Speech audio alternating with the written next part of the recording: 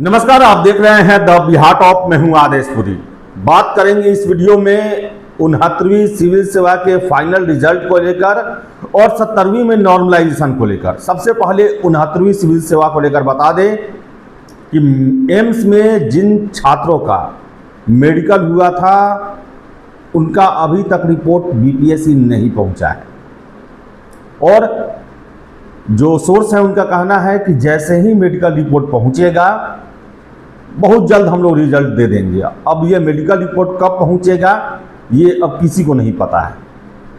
आपको बता दें कि कल अंतिम दिन था 18 नवंबर को और मेडिकल होने के बाद जो है वो ऐसा नहीं है कि रिपोर्ट उसी समय लिख के सीधे भेज दिया गया, उसमें समय लगता है और वो आयोग के पास जब पहुंचेगा उसके बाद आयोग जो है बहुत जल्द इस महीना में रिजल्ट आ जाना है और हम कोशिश करेंगे कि जब रिपोर्ट आ जाएगा मेडिकल का उसके बाद आपको बताएं कि कब तक रिजल्ट देने की संभावनाएं जो है वो बन रही है। तो बता दें 69वीं के कैंडिडेट जो है वो अभी इत्मीनान रखे।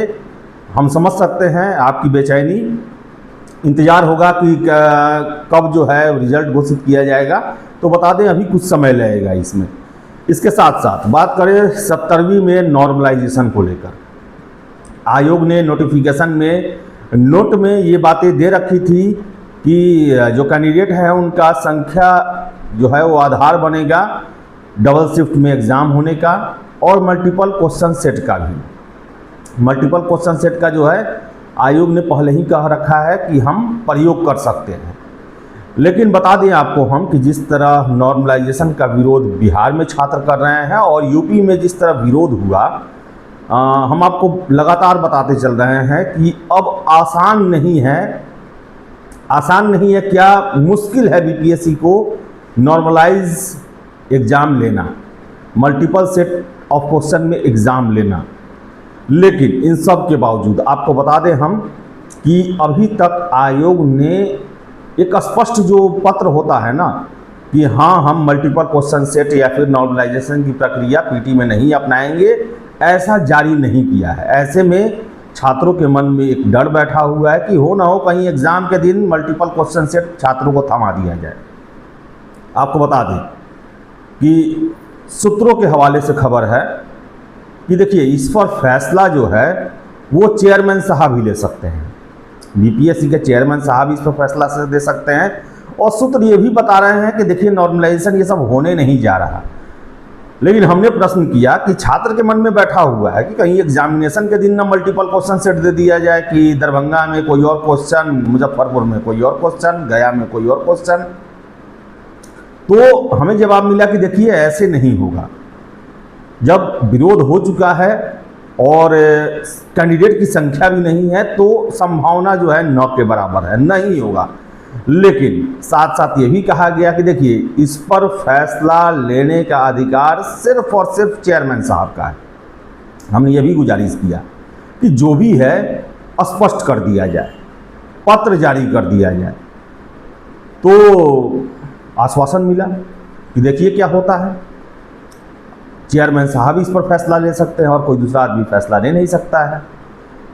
तो आप कैंडिडेट जो हैं वो इस मुद्दे पर चेयरमैन साहब को मेल कर सकते हैं, भेंट कर सकते हैं, अगर जा सकते हैं तो उन्हें आप ये रिक्वेस्ट करें कि नॉर्मलाइजेशन को लेके स्पष्ट किया जाए, क्लियर कर दिया जाए कि अगर लेना है तो ही डाल दिया जाए वेबसाइट पर, नहीं लेना है तो भी डाल दिया जाए।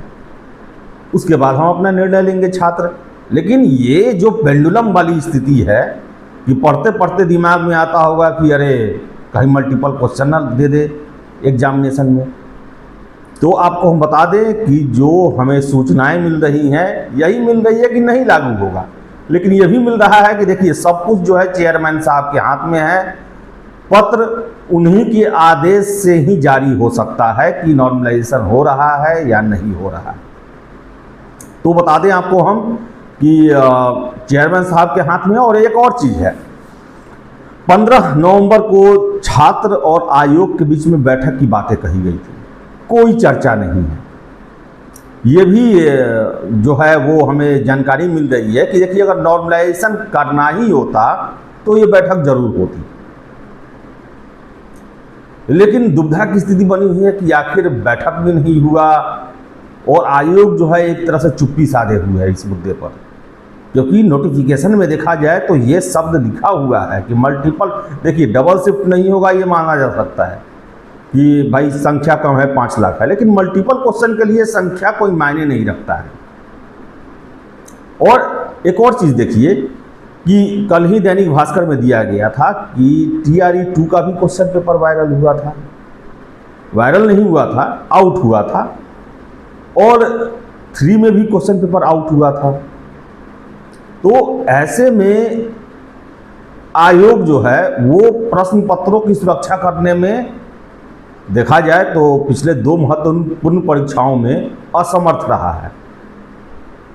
ऐसे में हमें छात्र ही बोल रहे हैं कि कहीं BPSC को अभी भी डर सता रहा हो कि हम एक क्वेश्चन सेट करेंगे, कहीं वो आउट ना हो जाए, और वो हो ना हो सरप्राइज कर ही दे, एग्जामिनेशन में जो है मल्टीपल क्वेश्चन सेट का प्रयोग कर दे। तो स्थिति जो है इस पर चेयरमैन साहब ये स्पष्ट करेंगे, और अब छात्रों से ही रिक्वेस्ट है कि आप मेल करें चेयरमैन साहब को, कहें कि एग्जामिनेशन से पहले आप स्पष्ट करें कि मल्टीपल सेट ऑफ क्वेश्चन नहीं होंगे, नॉर्मलाइजेशन की प्रक्रिया नहीं होगी, जैसे चल रहा है सिविल सेवा का परीक्षा यथावत बना रहेगा। ये आप लोग कहीं हाथों में है, आप लोग जितना मेल करेंगे हो सकता है कि आयोग जो है इसको लेकर पत्र जारी कर दे, क्योंकि एक और आधार बनता है कि आखिर पत्र जारी करने का वजह क्या है। हमने तो कहा ही नहीं है कि ये होने जा रहा है, ये तो मेरा एक नोट है, ये तो मेरा एक जो है हमने छात्रों को बता दिया कि ऐसी परिस्थिति आए तो हम ऐसा कर सकते हैं, तो इसलिए हम पत्र क्यों जारी करें। लेकिन यही बात इस पर भी है कि आपने तो जिक्र कर दिया है, कहीं आपको लगता हो कि वैसी परिस्थिति मेरे लिए आ गया है, हम क्वेश्चन का हिफाजत नहीं कर सकते हैं, इसलिए मल्टीपल क्वेश्चन अपना सेट कर दें। तो दोनों परिस्थितियों में जो है ये जरूरी है आश्वस्त होना छात्रों के लिए कि नॉर्मलाइजेशन हम नहीं करेंगे। जैसे परीक्षा सिविल सेवा की PT परीक्षा होते आई है कि सभी छात्रों के लिए वो 150 प्रश्न जो हैं वो सेम होते हैं। आप करिए, जितना सेट उसका बना देना है 150 क्वेश्चन का उतना सेट बना दीजिए, आप ऑप्शन को भी आगे पीछे कर दीजिए, उसके लिए कोई दिक्कत नहीं है। आपको कितना भी टफ बनाना है टफ बना दीजिए, उससे छात्र को कोई प्रॉब्लम नहीं है। लेकिन ये मल्टीपल क्वेश्चन सेट नहीं होने चाहिए, और इसी का परिणाम छात्र सिपाही परीक्षा में भी भुगत रहे हैं कि ज़्यादा अंक वाले फेल कर गए और कम अंक वाले पास कर गए। तो गुजारिश है आयोग से, चेयरमैन साहब से, कि छात्रों की दुविधा को आप समाप्त करें, भ्रम की स्थिति बनी हुई है उसे आप समाप्त करें, और एक स्पष्ट पत्र जारी कर दें कि हम नॉर्मलाइजेशन 17वीं सिविल सेवा में लागू नहीं करने जा रहे हैं, मल्टीपल क्वेश्चन सेट हम नहीं यूज़ करने जा रहे हैं। तो अभी मेल करें, और हम आशा करेंगे कि इसी हफ्ते में ये मुद्दा जो है वो क्लियर हो जाए, और आप कम से कम 15-20 दिन भी पूरे मन से एग्ज़ाम का तैयारी कर सकें। तो फिलहाल इस वीडियो में इतना ही। वीडियो पसंद आए लाइक शेयर करें, हमारे चैनल द बिहार टॉप को सब्सक्राइब जरूर कर लें। धन्यवाद।